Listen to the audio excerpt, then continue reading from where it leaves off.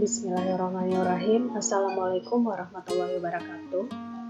Hai adik-adik semua, hari ini kita mempelajari tentang metabolisme pada organisme autotrof dalam mata kuliah Biologi Umum 3 SKS, pengasuh mata kuliah oleh saya sendiri, Busari Hawi Ahmad Koda. Oke adik-adik, langsung saja. Sebelum kita masuk mengenai metabolisme pada organisme autotrof, pertama kita harus tahu dulu metabolisme itu apa sih? Metabolisme adalah proses pembentukan atau penguraian zat di dalam sel yang disertai dengan adanya perubahan energi. Jadi metabolisme secara umum adalah proses pembentukan dan penguraian zat di dalam sel yang disertai dengan adanya perubahan energi, baik perubahan energi itu menjadi lebih besar atau menjadi lebih kecil, itu disebut dengan proses metabolisme. Metabolisme itu sendiri ya, dia terbagi atas dua. Yang pertama adalah anabolisme dan yang kedua adalah katabolisme. Nah, anabolisme ini adalah proses pembentukan senyawa atau molekul-molekul yang sederhana menjadi senyawa atau molekul yang lebih kompleks. Sedangkan katabolisme ini lawan dari anabolisme, itu perombakan.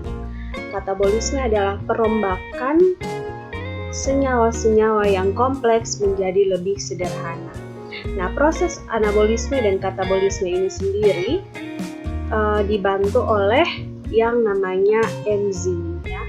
Jadi proses metabolisme baik anabolisme maupun katabolisme yang terjadi pada organisme itu dibantu oleh yang namanya enzim ya.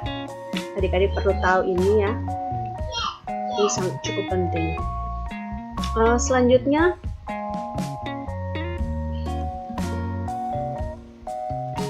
anabolisme. Nah, anabolisme itu contohnya ya, proses pembentukan energi tadi ya. Contohnya adalah fotosintesis, kemosintesis, sintesis lemak, dan sintesis protein. Jadi dia membentuk molekul atau senyawa-senyawa yang sederhana tadi menjadi molekul atau senyawa-senyawa yang lebih kompleks. Contohnya ada proses fotosintesis pada tumbuhan, terus kemosintesis, lalu sintesis lemak, sintesis protein ya. Ini contoh dari anabolisme. Jadi anabolisme itu proses pembentukan. Sekali lagi adik-adik perlu ingat itu. Yang berikut adalah katabolisme atau proses penguraian atau perombakan tadi. Contohnya adalah respirasi sel dan fermentasi ya. Ini adalah dua proses inti dalam metabolisme, yaitu anabolisme dan katabolisme. Lalu yang berikut, nah tadi kan kita sudah tahu ya apa itu anabolisme, katabolisme merupakan dua proses utama dalam metabolisme. Nah sekarang baru kita masuk pada proses metabolisme pada organisme autotrof. Nah, proses metabolisme pada organisme autotrof itu seperti apa sih?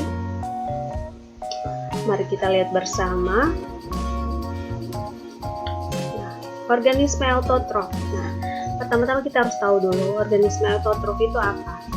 Nah, organisme autotrof merupakan organisme yang dapat mengubah bahan anorganik menjadi bahan organik.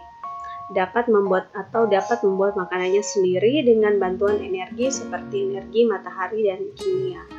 Jadi organisme autotrof itu adalah organisme yang bisa mengubah bahan anorganik menjadi organik, atau dengan kata lain dia bisa membuat makanannya sendiri dengan bantuan energi seperti energi cahaya matahari maupun energi kimia ya. Jadi itulah yang disebut dengan organisme autotrof. Kemudian organisme autotrof itu sendiri dia terbagi atas dua ya jenis dari organisme autotrof. Yang pertama adalah fotoautotrof. Nah, fotoautotrof merupakan organisme yang dapat menggunakan sumber energi cahaya untuk mengubah bahan anorganik menjadi bahan anorganik. Itu adalah organisme autotrof di bagian jenis fotoautotrof. Contohnya adalah tumbuhan hijau, bakteri ungu, dan bakteri hijau. Nah, proses fotosintesis pada bakteri pun dilakukan secara anaerobik dan tidak dihasilkan oksigen. Bedanya kalau pada bakteri yang memiliki klorofil, dia melakukan proses fotosintesis tetapi dia tidak menghasilkan oksigen seperti halnya pada tumbuhan ya. Jadi ini adalah organisme autotrof. Jadi autotrof pada jenis fotoautotrof ya, yakni organisme yang menggunakan sumber energi cahaya matahari untuk mengubah bahan anorganik menjadi organik ya. Kemudian ada juga yang namanya chemoautotrof. Nah, jenis chemoautotrof ini adalah organisme yang dapat memanfaatkan energi dari reaksi kimia untuk membuat makanan sendiri dari bahan organik. Contohnya adalah bakteri besi, bakteri belerang, bakteri nitrogen. Bakteri chemoautotrof menggunakan energi kimia dari oksidasi molekul organik untuk menyusun makanannya. Molekul organik yang dapat digunakan oleh bakteri chemoautotrof adalah senyawa nitrogen, belerang, besi, atau dari oksidasi gas hidrogen. Dalam prosesnya, bakteri ini membutuhkan oksigen ya.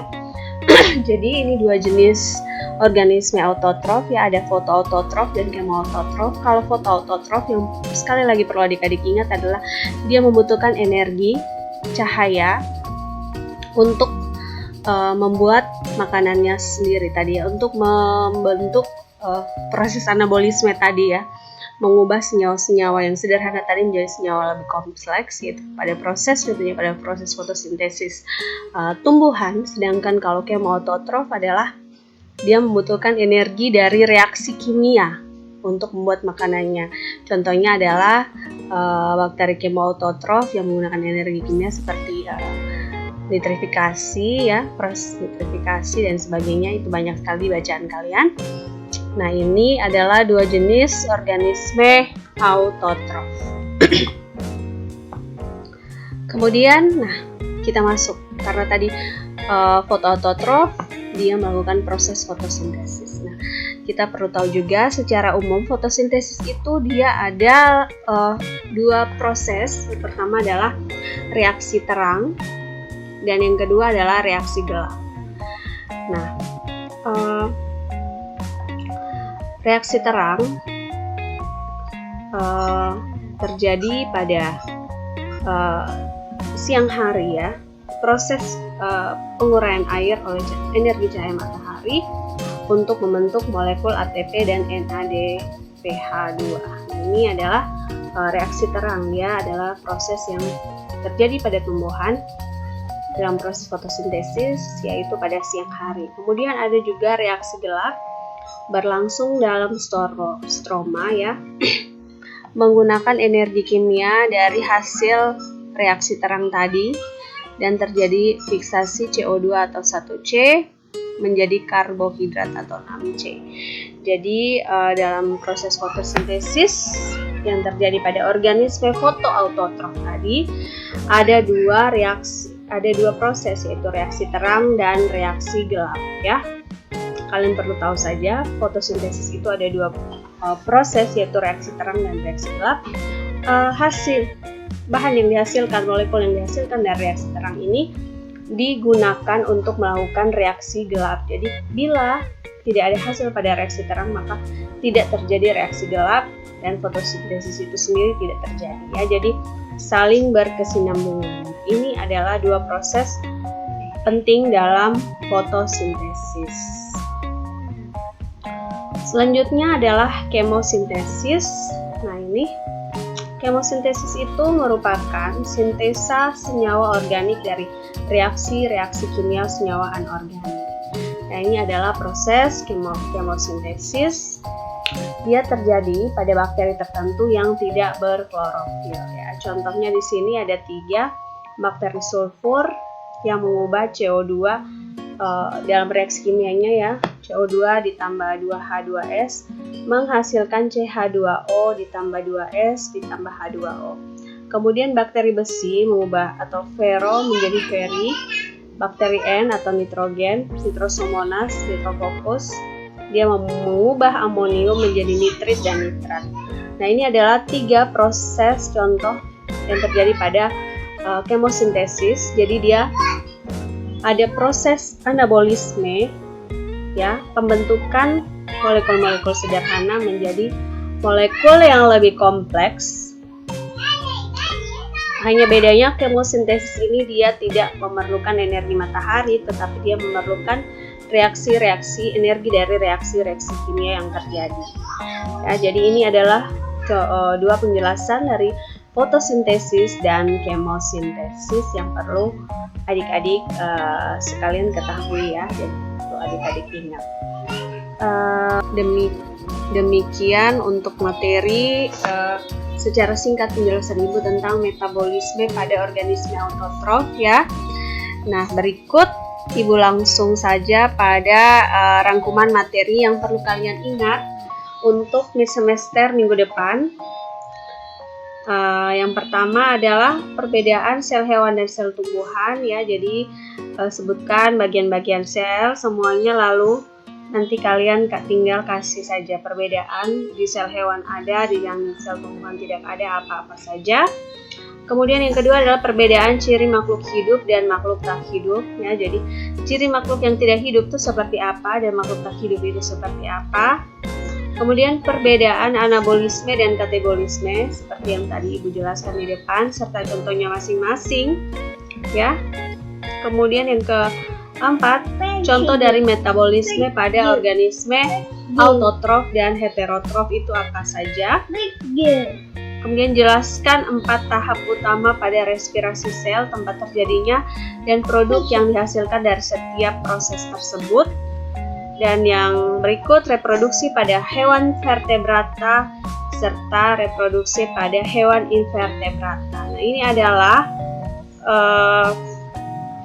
7 poin penting yang harus kalian ingat. Nanti akan Ibu tanyakan pada mid semester kita minggu depannya. Mohon dipelajari baik-baik, dibuat rangkumannya supaya kalian mudah mempelajari. Demikian untuk penjelasan Ibu secara singkat tentang metabolisme pada organisme autotrof ya. Kalian bisa mempelajari dari sumber lain lagi untuk menambah hasanah pengetahuan kalian, entah dari buku, jurnal maupun apa saja yang bisa membantu kalian. Oke, selamat